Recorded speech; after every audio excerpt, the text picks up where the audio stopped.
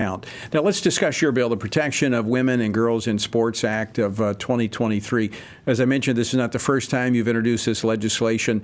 Do the actions like those of ESPN show why bills like yours are so necessary?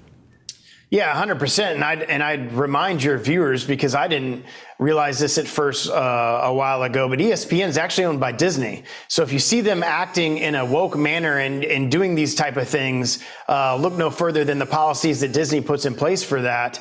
And it's exactly what we're fighting against. Biological men should not be competing with biological women on the sports field of any sport. That's why Congress created Title IX in the 70s, many years ago, to combat against that and give women an equal playing field to be able to compete with other women in Title IX and collegiate activities and high school activities. And my bill would level the playing field and only allow biological women compete against biological women in Title IX sports. And if these schools refuse to participate in this bill, if it were to pass, they're going to lose their federal funding. And I'm happy that Virginia Fox and the Education and Labor Committee passed that out of committee. Unfortunately, along party lines, it shows you where the Democrats are on this issue. And we should get a vote on the House floor, if not this week, in the next couple of weeks, and put that every American should know where their representative stands on this very important issue, not only to the women and girls that play these athletics, but to the parents that support their children and don't want biological men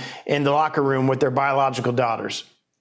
Greg, you got to be encouraged by the fact that when you first introduced this a few years back, you were kind of standing alone. You're like the only one, and you took a lot of flack for it.